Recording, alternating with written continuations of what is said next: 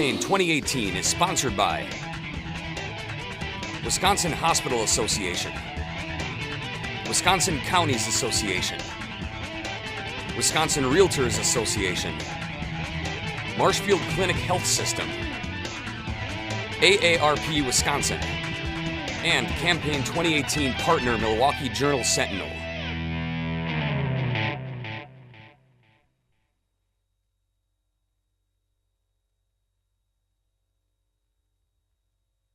Paul Buhr of D-Viroqua is the Democratic candidate in the 96th Assembly District. Paul, welcome back to WisconsinEye. Thank you very much for having me.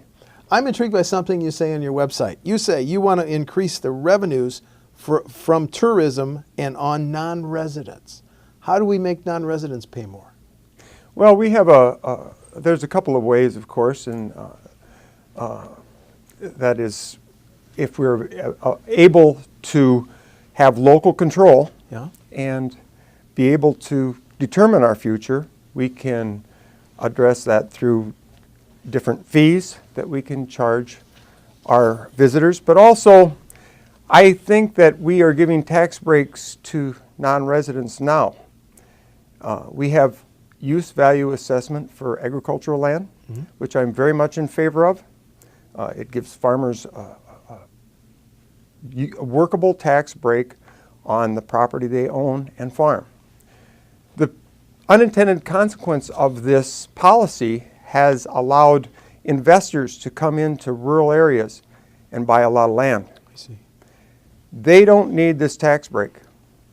The unintended consequences are that they're competing for the land against our younger farmers, against farmers that are our traditional base in our area, and we don't need to give them a tax break. So I think we need to revisit this and get them out of the system. Now, when some people might think when you say you want to get more out of non-residents, that's a reference to tolling our highways. Is it? What's your position on toll? No. I don't think tolling is the answer. Obviously, it will be one of the items that we look at when we're trying to figure out a responsible and sustainable way to fund our highway system and rebuild our highways to where they should be. But I think from what I've seen, the overhead costs are too much. Our highways weren't built with tolling in mind. A lot of people would be skirting the tolls, maybe not the non-residents, but the locals would know their way around. So I think tolling has a problem. I think we have to find ways to find a responsible way to fund our highways and our local roads that include a number of different revenue sources, including reprioritizing how we spend money in the state on other projects, the big projects, and go forward from there. Would you consider raising the gas tax or the $75 that you and I pay to register our vehicles? Well, those are two items that obviously you look at. I haven't seen the numbers. I don't know exactly how it will go, but obviously it takes money to rebuild highways. It takes, in my district, 58% of the highways and roads are classified as poor or worse. These are the roads that we send our kids to school on, that we go to church on Sunday on, that we send our goods to market on. It's the responsibility to have them safe, and currently they aren't. So we have to find a responsible way, bipartisan way of funding these roads and rebuilding our highway system to where it needs to be. You mentioned local control. Local governments have been living with levy limits for 13, 14 years. You think we ought to do away with those levy limits, loosen them, dial them back, or keep them? Well, local control, of course, has been really taken out of our local government's hands in the last 8 years. We've had, I think, 130 bills passed that limit the ability of local governments to govern themselves. And I think that local government is the best government. These are the people that know the problems and know the people and have their fingers on the pulse. Levy limits have addressed another problem, though. They were put on because perhaps property taxes had gotten too high. So I think we need to be sensitive to that property taxes had gotten too high. We need to find a way to grow our communities so people are building more houses. Value of what they possess is increasing in value, and that they're making good wages, that they can pay more property tax if their properties are increasing in value or they're building new homes. Those are the methods I'd prefer to see us grow a tax base. Do we need to raise the minimum wage in Wisconsin? Well, I almost think that's a moot point right now, given the dynamics of our workforce. I think that I know local businesses in my town that hire high school employees, and I've seen numbers thrown around as to $15 an hour minimum wage. I don't pay my high school employees $15 an hour. It's a beginning wage. Usually I start them at $10 an hour, and they work from there. So a minimum wage is a little bit of a encumbrance if you're an employer. So I don't hear of many people that are hiring experienced, responsible workers for less than $15 an hour now. Okay. The tax breaks, the tax benefits offered to Foxconn prompted Kimberly Clark to ask for basically the same tax breaks, tax benefits. The larger question, when should state government offer these tax breaks and benefits to private companies? What's your thoughts on that issue? I think that this is a bad precedent that we've gotten ourselves into. It's a slippery slope. I don't think we should ever do this. Corporate bribery is not the way to bring business to our state. We want to create an environment where people want to live, and the corporations will follow. The good people will be living here. They need jobs, and corporations need workers. We need to create a state that capitalizes on its beauty and its clean water and clean air, and that's what will bring businesses to our state, not corporate bribery. The current state budget included more than $600 million more for K-12 public schools. Do you think that was enough, or another big increase needed in the next budget, Paul?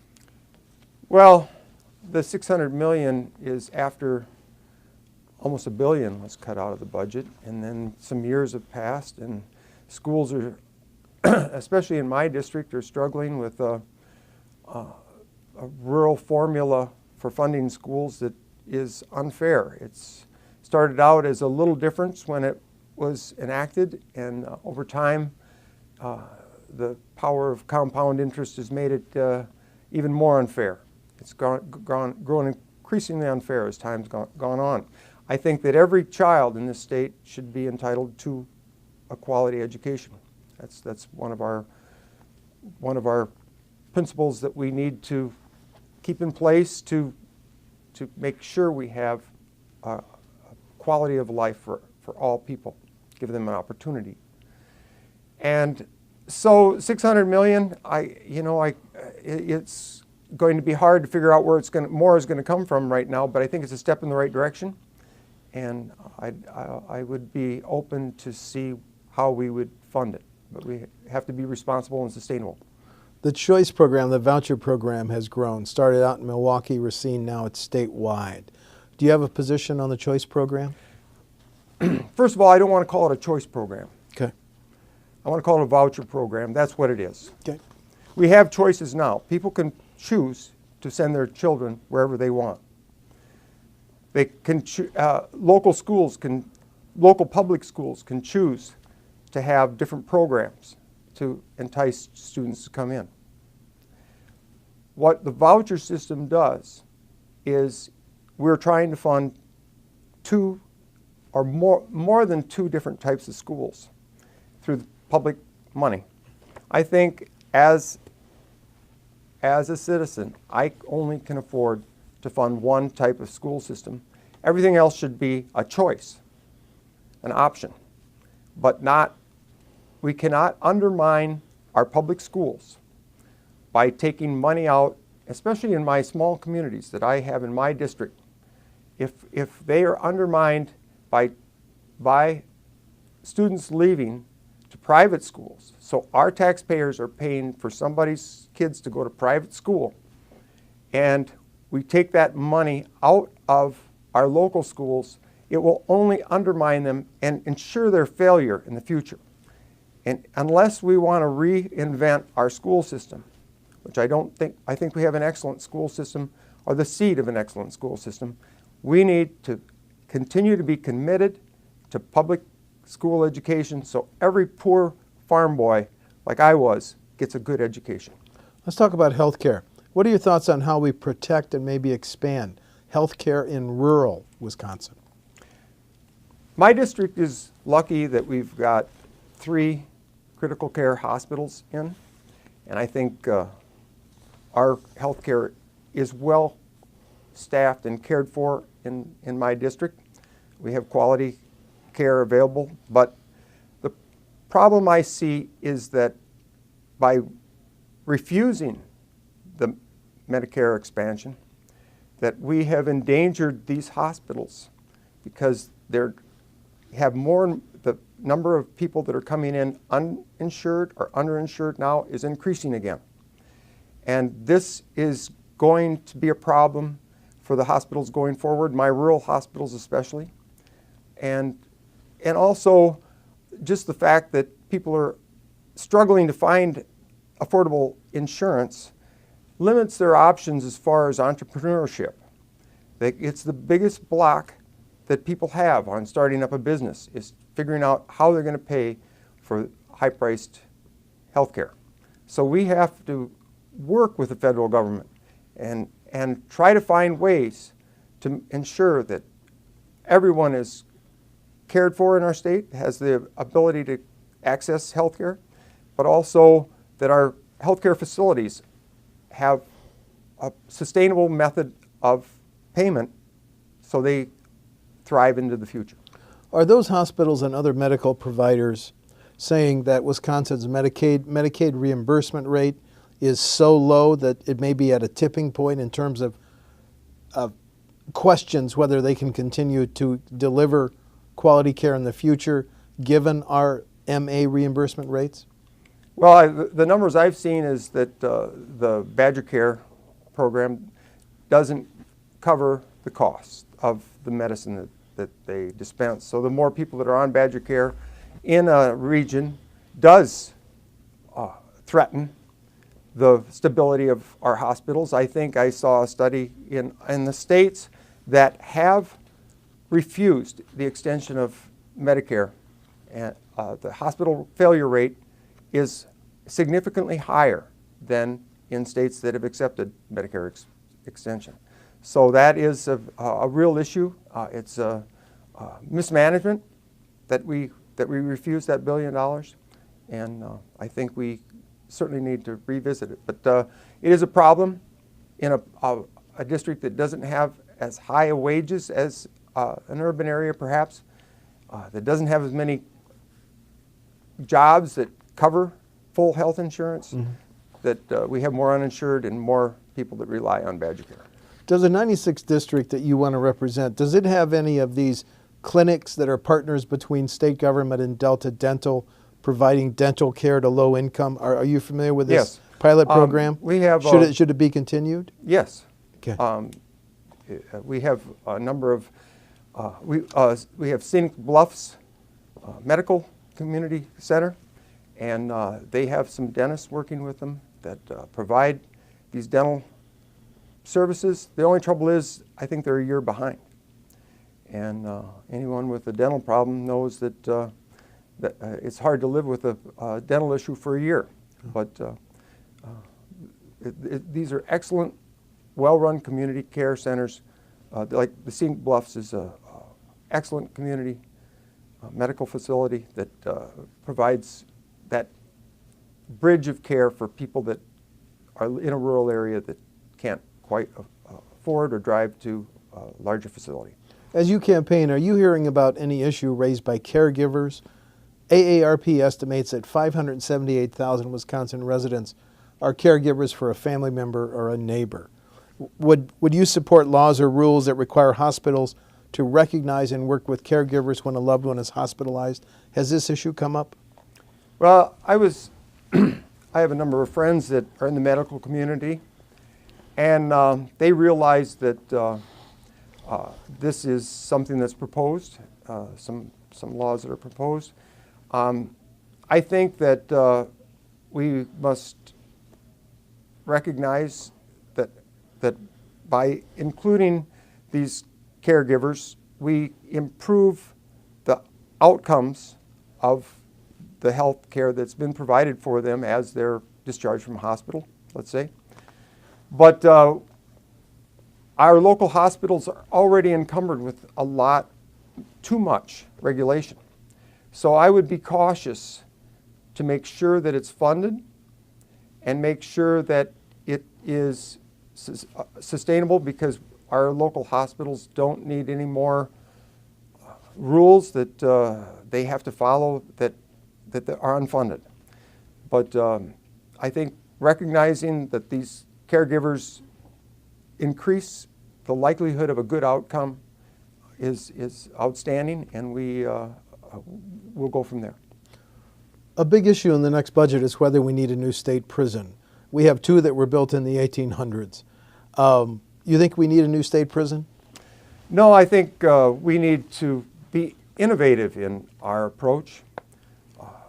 First, I think we have too many prisoners. I think we should be careful about who we label a felon. I think we need to decriminalize marijuana, perhaps. It is unnecessary to encumber a person with a felon rating for possession of marijuana. Okay. I think we should look at a number of nonviolent crimes and to see how we're treating them, and maybe even revisit the penal code. We have just spent an enormous amount of time and money revisiting our tax code in this nation. I think maybe we should rewrite our penal code and incorporate some new ways of rehabilitating people that have committed crimes that don't include imprisonment. Last question. Differences between you and your opponent on November 6th? I have a lot of experience in working with other people across all lines. I've served on national committees. I've been a chair of a national committee in my industry, and in that role I had to bring together people with different agendas, different beliefs, and at the end of the day we had to find common ground where we advanced issues. I found that I had the ability to do that, the communication skills necessary, the ability to recognize good ideas outside of my comfort zone.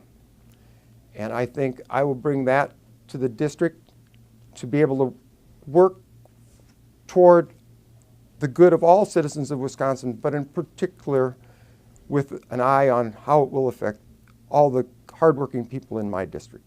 Paul Buhr of Viroqua is a Democratic candidate, the 96th Assembly District. The election is November 6th. Paul, thanks for talking to WisconsinEye. Thank you very much. Thanks. Campaign 2018 is sponsored by Wisconsin Hospital Association, Wisconsin Counties Association, Wisconsin Realtors Association, Marshfield Clinic Health System, AARP Wisconsin, and Campaign 2018 partner Milwaukee Journal Sentinel.